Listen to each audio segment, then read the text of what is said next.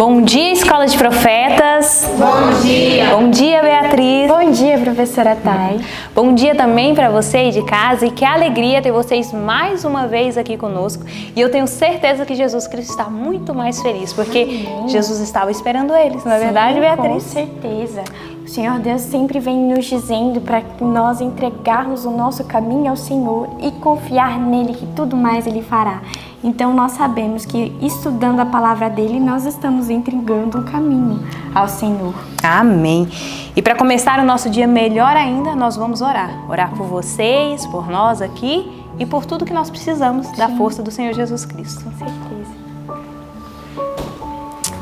Oremos. Santo Deus e eterno Pai, nós te agradecemos porque nós estamos aqui, Pai, estudando a palavra do Senhor, louvando e engrandecendo o teu nome, Pai. Amém. Também te agradeço por todos que têm acompanhado o vídeo, que têm buscado, Pai, a palavra do Senhor, buscado ouvir tua voz, e eu sei que eles encontrarão, Pai. Amém. Que o Senhor conduza o nosso dia, que nós possamos honrar e glorificar o teu nome através de tudo que formos fazer e que seja uma oferta a ti, Pai. Amém. Obrigado por tudo, em nome de Cristo Jesus. Amém. Amém.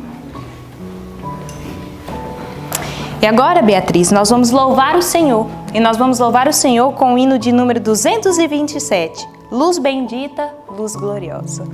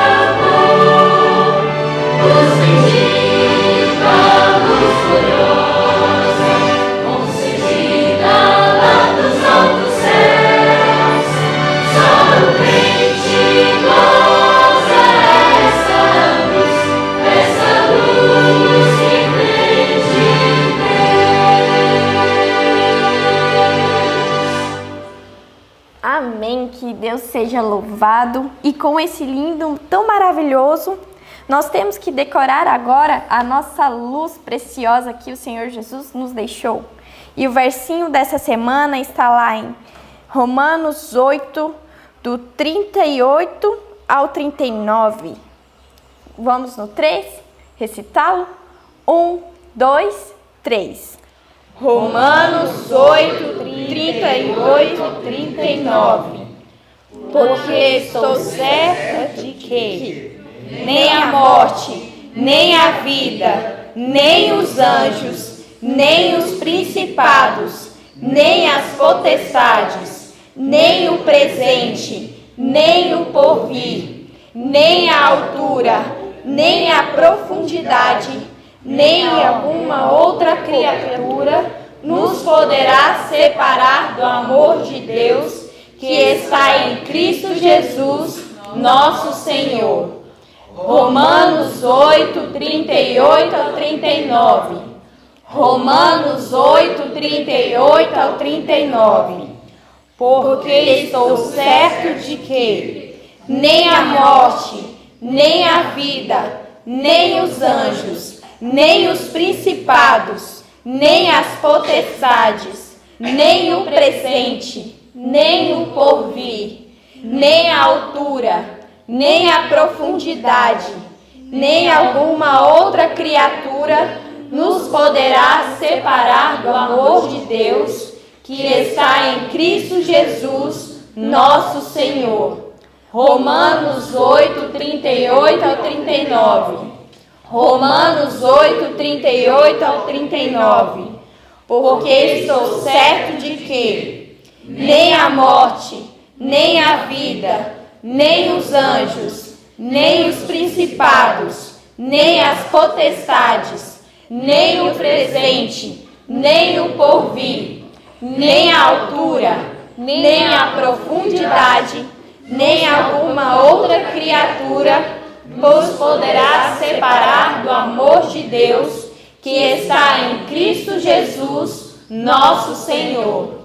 Romanos 8, do 38 ao 39. Amém.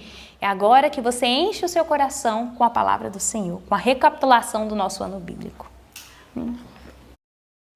Bom dia a toda a igreja. Bom dia para você que está em casa também. Que a graça e a paz do nosso Senhor Jesus Cristo seja com você. A gente está lendo tanto sobre Paulo que todas as vezes que ele termina as cartas dele, né, ele dá essa saudação final para a igreja e eu vou pegar essa saudação dele para mim. Que a graça de Jesus cubra a tua vida no dia de hoje e que o Espírito Santo de Deus seja derramado sobre a tua vida em nome de Jesus. Amém, né? O estudo de hoje foi uma bênção. Todos os estudos são uma bênção, mas esse daqui também me tocou bastante. E hoje a gente foi estudar nessa madrugada, as nossas referências de estudo nós estudamos Efésios, o livro de Efésios, capítulo 1 até o capítulo 3. E estudamos o capítulo 19 de Atos, do verso 1 até o verso 20 do capítulo 19. E estudamos o capítulo 27 do livro Atos dos Apóstolos. Bom, esse livro que eu tenho aqui é o livro brochura, mas os irmãos vão estar aqui dando a página do livro capa dura, tá bom? Então, para você tem em casa esse livro aqui, eu vou dizer o número da página desse. Se você tiver o outro livro, não se preocupe que os irmãos aqui vão estar me dando o número da página deles. Certo, igreja? Vamos ajudar os irmãos lá de casa, né? Então, abra sua Bíblia aí no livro de Efésios, capítulo 1 até o capítulo 3, onde a gente vai ressaltar alguns pontos importantes que a gente estudou nessa madrugada. Efésios, livro de Efésios.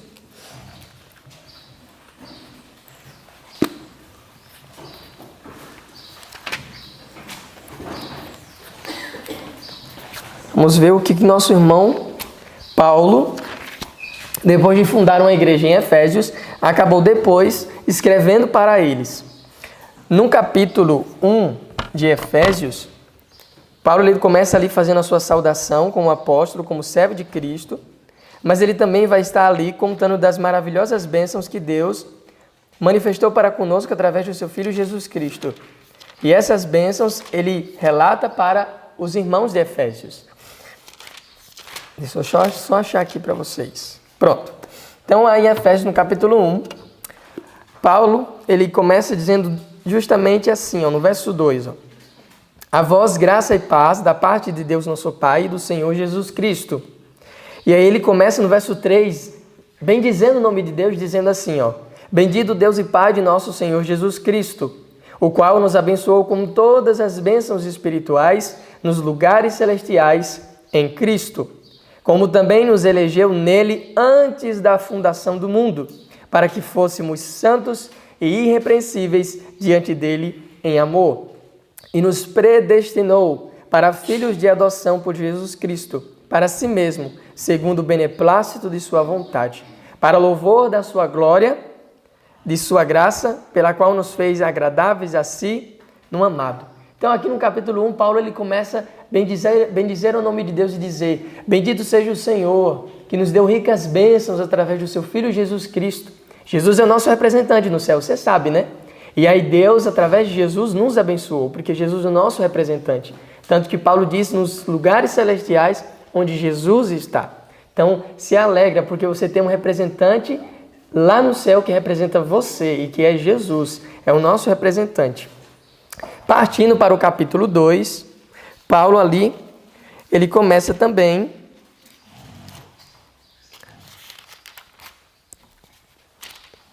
falar sobre do pecado para a salvação, de que nós antes vivíamos no pecado, mas Deus em sua infinita misericórdia nos salvou mediante a sua graça. E é isso que ele vai falar no capítulo 2 de Efésios.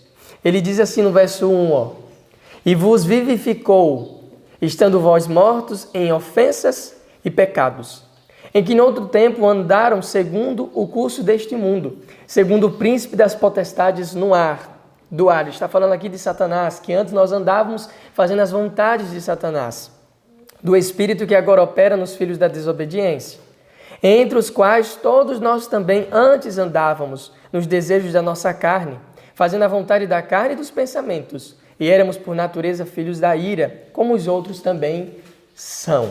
E também eram, mas a partir do momento que aceitam a Cristo, a Bíblia diz que para aqueles que aceitam a Jesus, nenhuma condenação mais há, porque estes são livres da condenação, porque recebem a salvação.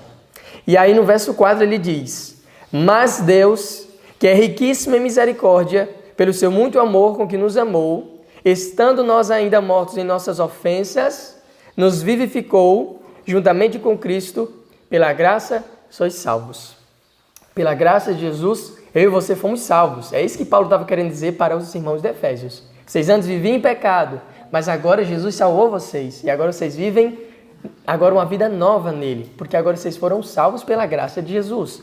No capítulo 3 de Efésios, que foi o último capítulo que a gente estudou nessa madrugada do livro de Efésios, Paulo ali ele vai trazer um outro assunto muito importante. Ele vai falar sobre o chamado que Deus deu a ele de ir cumprir a missão de levar o evangelho aos gentios. Foi isso que a gente estudou nessa madrugada. Então, no capítulo 3, ele fala assim, ó: por esta causa eu, Paulo, sou o prisioneiro de Jesus Cristo, por vós, os gentios. Não é que Paulo estava preso, mas é a forma que Paulo usa, ele quer dizer que ele estava completamente rendido a Jesus. Por isso que ele diz: eu sou um prisioneiro de Jesus Cristo. Estou apegado à vontade de Jesus. O que Jesus quiser que eu faça, eu irei fazer, porque eu me rendi completamente a Ele. Minha vontade não mais existe, agora é a vontade dele na minha vida. E aí ele continua: se é que tendes ouvido a dispensação da graça de Deus, para convosco me foi dada, como me foi este mistério manifestado pela revelação, como antes um pouco vos escrevi. Por isso, quando vocês lerem, poderão perceber a minha compreensão do mistério de Cristo, o qual noutros séculos não foi manifestado aos filhos dos homens, como agora tem sido revelado pelo Espírito aos seus santos apóstolos e profetas. Qual é esse mistério que Paulo estava querendo falar aqui para os irmãos de Efésios? No verso 6 ele responde: a saber que os gentios são co-herdeiros e de um mesmo corpo e participantes da promessa em Cristo pelo Evangelho.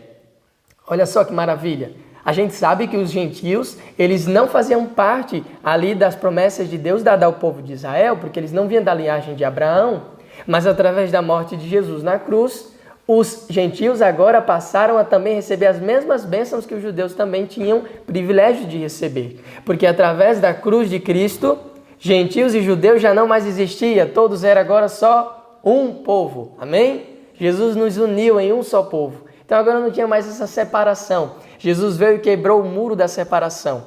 E agora gentios e judeus estavam unidos pela cruz de Cristo. e todos eram participantes das promessas de Deus. Então isso foi o que a gente estudou no livro de Efésios.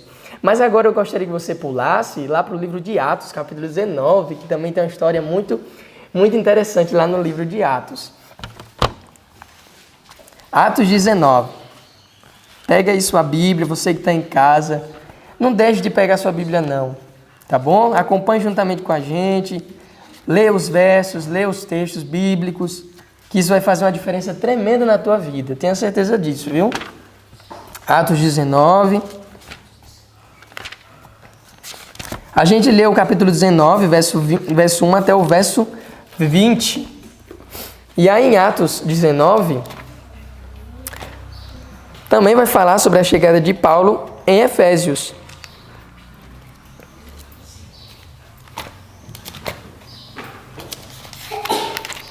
E quando Paulo chega lá em Efésios, acontecem alguns relatos bastante interessantes que tem muitas aplicações para a nossa vida. Foi o que a gente compreendeu nessa madrugada. E eu gostaria de ler um pouco desses versos que tem em Atos 19 e que começa assim, ó. E sucedeu que enquanto Apolo estava em Corinto, Paulo, tendo passado por todas as regiões superiores, chegou até Éfeso e achando ali alguns discípulos. Como a gente viu ontem, né? No estudo que a professora passou. Paulo e Apolo estavam em Coríntios.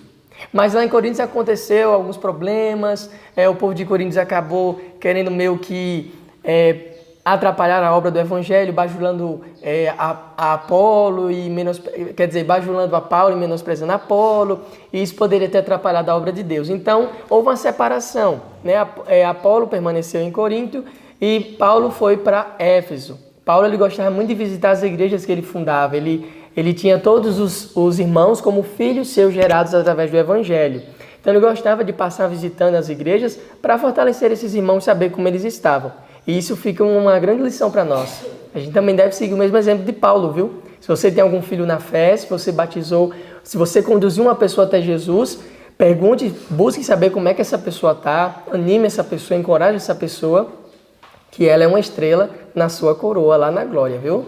Então, Paulo chega até Éfeso, e quando ele chega até em Éfeso, ele encontra 12 crentes, 12 judeus que tinham recebido os ensinamentos de João Batista e que conheciam só esses ensinamentos que João havia pregado, de que viria o Messias, de que o Messias traria libertação e salvação para o povo de Deus. Só que esses judeus, eles não tinham conhecimento tão aprofundado acerca da missão de Cristo e também do fato do que Jesus estava fazendo ao vir a este mundo. Eles não entendiam completamente a salvação que Jesus veio realizar. É tanto que no livro Atos dos Apóstolos, no capítulo 27, num parágrafo que inicia assim, ó. Chegando a Éfeso,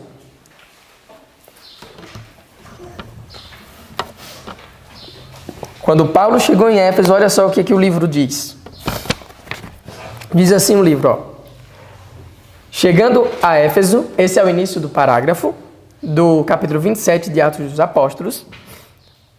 Paulo encontrou 12 crentes que, como Apolo, tinham sido discípulos de João Batista e, como ele, alcançado algum conhecimento da missão de Jesus, de que Jesus viria e que ele seria o salvador do povo de Deus.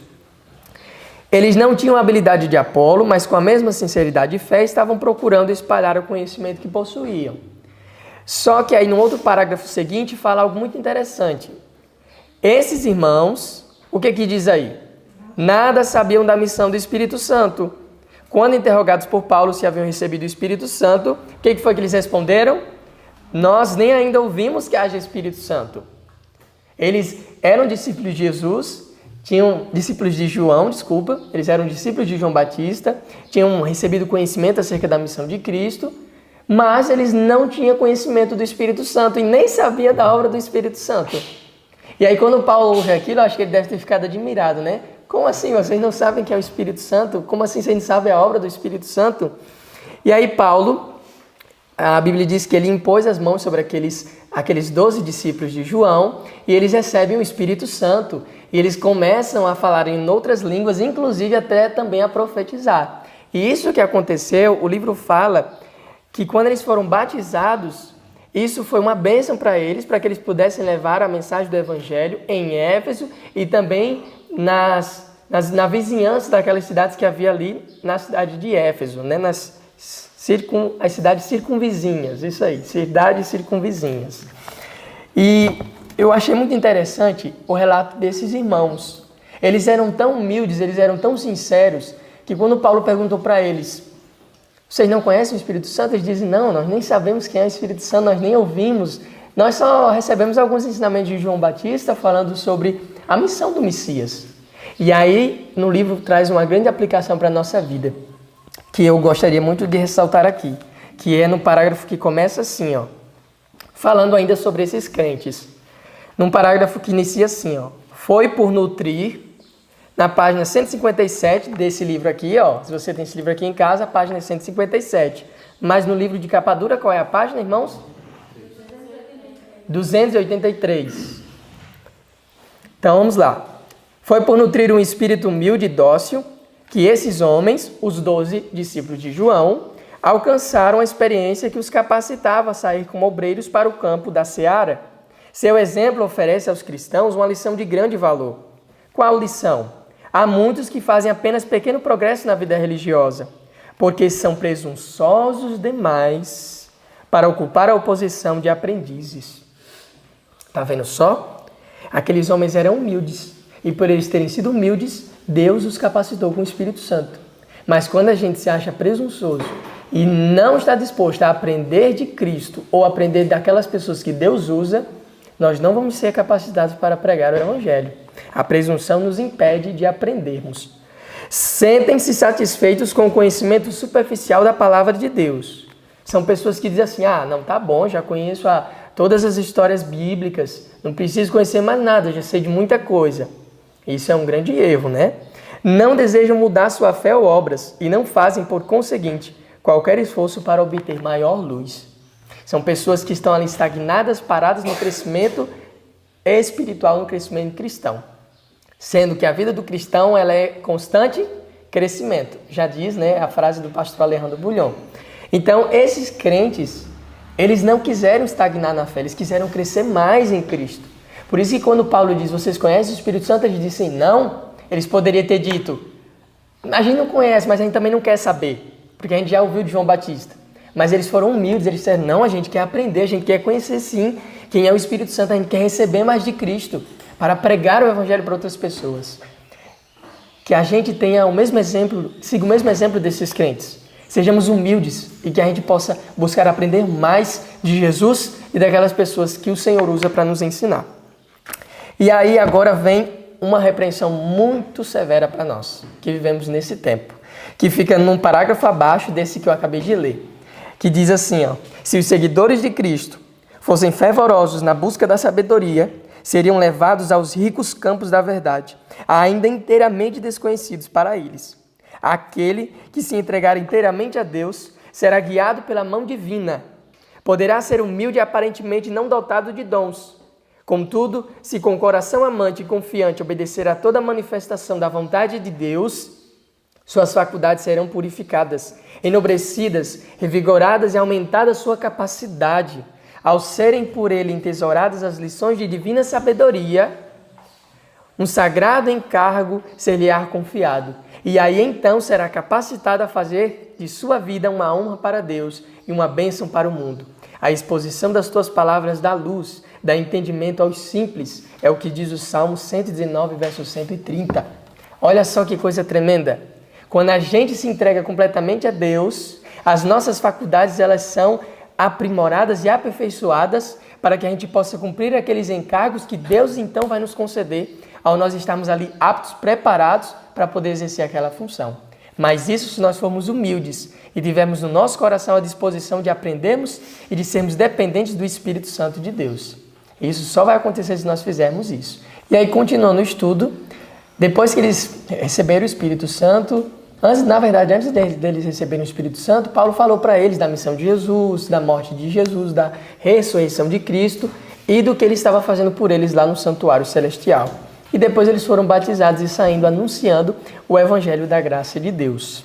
Então, esses discípulos de João, depois de terem sido batizados pelo Espírito Santo, eles saíram e foram pregar o evangelho. Só que eu gostaria de fazer uma pergunta aqui para toda a igreja e para você também que está em casa. Será que nós, nos dias de hoje que vivemos, será que nós também não cometemos o mesmo erro que esses discípulos cometeram? De não conhecer o Espírito Santo, de não conhecer a obra do Espírito Santo de Deus? E foi justamente essa pergunta que o livro nos trouxe. Essa informação que o livro nos trouxe, na verdade. Há muitos hoje em dia tão ignorantes da obra do Espírito Santo sobre o coração quanto eram os crentes de Éfeso. Muitas pessoas não sabem a obra que o Espírito Santo realiza no nosso coração, como aqueles crentes também não conheciam o Espírito Santo. E sabe qual é a obra do Espírito Santo? No parágrafo mais abaixo, onde começa assim, o poder, no meio do parágrafo, na verdade, diz assim: o poder vitalizante do Espírito Santo, já chegando no final do parágrafo, na verdade, o poder vitalizante do Espírito Santo, que emana do Salvador, permeia a vida. E é o que acontece quando esse poder que vem de Jesus entra em contato com a nossa vida. Olha só o que acontece. Renova os motivos e afeições e leva os próprios pensamentos à obediência da vontade de Deus, capacitando o que recebe a produzir os preciosos frutos de obras santas para Deus. É isso que acontece quando o Espírito Santo ele entra em contato com a nossa vida. Nós somos renovados, nós somos transformados. Os nossos pensamentos são levados em sujeição à vontade de Deus, à vontade de Jesus Cristo, nosso Senhor. E aí fala uma coisa muito importante também. Se pudesse, a gente mencionaria todas as informações importantes que tem aqui. Mas uma que eu gostei também bastante é que fala que a mesma forma que a vida natural se mantém pelo poder de Deus, a vida espiritual também se mantém somente no cristão pelo poder de Deus também. E foi isso que o outro parágrafo diz. Lá em outro texto, onde fala assim, as operações do Espírito estão sempre em harmonia com a palavra escrita. Como sucede no mundo natural, assim também se dá no espiritual. A vida natural é preservada a todo momento pelo divino poder. Todavia, não é sustentada por um milagre direto, mas mediante o uso de bênçãos colocadas ao nosso alcance é que a vida se mantém, né? De igual forma é a vida espiritual, sustentada pelo uso dos meios supridos pela providência divina.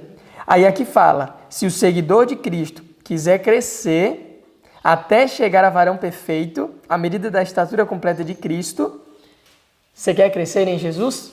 Quantos aqui na igreja querem crescer em Cristo? Amém, né? Então, se você quer crescer em Cristo, agora eu vou te dar o que você precisa fazer para crescer em Jesus, que foi o que a gente aprendeu nessa madrugada. Olha o que você precisa e o que eu preciso, o que nós precisamos fazer para crescer em Jesus. Comer do pão da vida e beber da água da salvação. Se alimentar da palavra de Deus, que é o pão da vida e a água da vida. Depois, precisa vigiar, precisa orar e trabalhar também, dando em todas as coisas a atenção às instruções de Deus em sua palavra. Você fazendo isso, você vai crescer até atingir a estatura perfeita, até chegar no nível que Deus quer que você chegue. É isso que você tem que fazer e que eu tenho que fazer também. E agora a gente parte para uma outra história muito interessante também. Na cidade de Éfeso era uma cidade também muito idólatra, pois eles acreditavam que a deusa Diana, que era uma das principais deidades em que eles adoravam, tinha caído do céu e tinha entrado dentro do templo. E aqui no livro fala que o templo da deusa Diana era muito grande e era reconhecido no mundo todo esse templo, né? E todos aqueles que moravam em Éfeso e nas cidades circunvizinhas de Éfeso vinham até a cidade de Éfeso só para contemplar aquele templo tão grandioso e magnífico daquela deusa Diana, né? E aqui fala assim, Éfeso era o centro popular da adoração de Diana. A fama do magnificente templo da Diana dos Efésios estendia-se através de toda a Ásia e do mundo. Seu insuperável esplendor tornava o orgulho não apenas da cidade, mas da nação inteira. Era o orgulho da nação deles.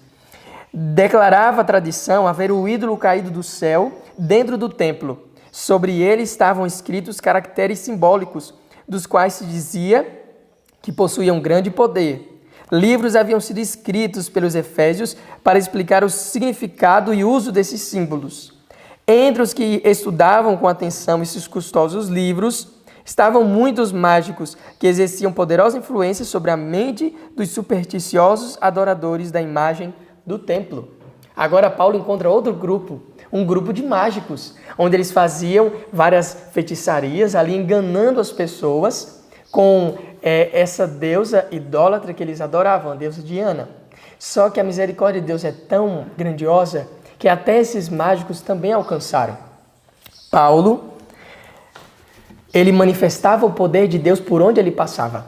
O que eu achei interessante foi que até os lençóis e aventais de Paulo, do seu uso pessoal, a Bíblia diz, eram levados até os enfermos, até as pessoas que estavam possessas. E o que acontecia com a enfermidade e com os espíritos malignos? Eles saíam, meus irmãos, eram expulsos pelo poder de Deus manifestado na vida de Paulo. Agora eu pergunto, o mesmo Deus, o Deus de Paulo, é o nosso Deus, e o mesmo poder que esse Deus tem, ele também ainda pode manifestar na tua vida se você fizer como Paulo fez. O que mais me intriga nesses personagens é que eles eram homens como nós, homens e mulheres como nós. O que muda neles para nós é que eles se entregaram completamente. O que falta em nós é só se entregar completamente. E o mesmo que aconteceu neles no passado, acontecerá em nós também no presente, para a honra e glória de Deus. A manifestação do poder do Senhor na nossa vida e na tua vida também. Então Paulo, por onde ele passava, ele fazia curas, fazia manifestações ali do poder de Deus. E esses mágicos ficavam olhando ali, observando e dizendo, mas qual é o poder que acompanha esse homem? Que poder é esse? E o poder de Deus, manifestado na vida de Paulo, mostrava que aquela feitiçaria que aqueles homens praticavam não era verdadeira. E sim que o Deus de Paulo era o Deus verdadeiro. E aí Paulo pregou para esses mágicos, eles se converteram, aceitaram o evangelho, mas infelizmente houveram pessoas que quiseram afrontar os espíritos malignos sem conhecer Jesus. Nunca entre em um solo do inimigo se você não tiver o poder de Jesus na tua vida, porque você vai apanhar feio, viu? Foi o que aconteceu com os 7 filhos de Cefa, o sumo sacerdote. Quiseram ali expulsar um espírito maligno de um certo homem, e o espírito maligno disse a seguinte frase para eles: eu sei quem é Jesus e sei quem é Paulo, mas vós quem sois? Eles não souberam responder nada, porque eles não conheciam Jesus. Eles quiseram só apenas usar o nome de Jesus e até usar o nome de Jesus de uma forma desrespeitosa. E ali a Bíblia fala que o espírito maligno avançou em cima deles, rasgou a roupa deles completamente e eles saíram quase ali sem roupas, despidos por causa dessa ofensa cometida ao nome de Jesus. E depois, Paulo fala sobre a condenação do espiritismo que havia naquela cidade. A feitiçaria daquela época que havia é o espiritismo que existe hoje. E da mesma forma que Deus condenou o espiritismo no passado, Deus ainda condena o espiritismo hoje. Então, se você que está em casa tem algum envolvimento ou conhece alguém que está nesse mundo do espiritismo, ore por essa pessoa, porque Deus pode libertá-la, assim como libertou aqueles mágicos feiticeiros. A Bíblia diz que eles queimaram todos os livros que eles tinham de feitiçaria. Eles, para mostrar a transformação que Jesus fez na vida deles, eles disseram, vamos queimar tudo isso aqui. Porque aquilo que eles liam dava para eles conexão com o mundo das trevas. Se eles permanecessem com os livros, a Bíblia diz que seria um caminho de tentação para eles. Então eles queimaram para mostrar a completa transformação que Jesus havia feito neles. Então esse foi o estudo que a gente teve nessa madrugada, onde a gente viu a manifestação do poder de Deus na vida de Paulo, onde a gente viu Deus alcançando pessoas que não tinham conhecimento total da palavra de Deus. E nesse momento agora, eu convido você a nós orarmos juntos e pedir que Deus realize a sua vontade e manifeste o seu poder nas nossas vidas, para que a gente possa ser como Paulo e alcançar pessoas para a honra e glória do Senhor Jesus. Vamos orar? Oremos. Senhor nosso Deus e nosso querido Pai, nós te agradecemos, Senhor, por essas verdades tão maravilhosas que o Senhor tem nos dado nessas madrugadas e porque o Senhor também tem nos dado o privilégio de compartilhar com essa pessoa que está em casa também. Senhor Deus, eu não conheço nenhuma dessas pessoas, mas o Senhor conhece, o Senhor sabe em qual situação ela se encontra. Se é como os 12 discípulos de João, se é como aqueles mágicos, ou se é, Senhor, como aquelas outras pessoas que estavam envolvidas pelo erro e pelos enganos de Satanás. Eu não sei, Senhor, mas Tu sabes. E neste momento eu entrego, Senhor, nas Tuas mãos a vida de cada uma delas que está assistindo esse ano bíblico nesse momento. Peço a Ti, Espírito Santo, que o Senhor toque profundamente o coração dessas pessoas e que o Senhor leve elas a se entregarem a Ti completamente. E que o Teu poder, Senhor, que foi manifestado na vida de Paulo, também se manifeste na nossa vida e na vida dessa pessoa também que está em casa, Senhor. Transforma o nosso coração por completo, assim como o Senhor também transformou o coração daqueles homens que mexiam com magia, que mexiam com feitiçaria. E que ao terem um encontro com o Senhor, foram libertados dos enganos e agora viveram uma vida livre de todas as mentiras do inimigo, Senhor. Nos ajuda, Pai, a permanecermos no Teu caminho e nos usa, Senhor, para glorificarmos e honrarmos o Teu nome por onde nós formos, por onde nós passarmos. Derrama Teu Espírito Santo sobre a nossa vida, nos dá um dia abençoado, Senhor, na Tua presença. É o que nós te pedimos, no nome santo de Jesus, nosso Senhor e nosso Salvador. Amém.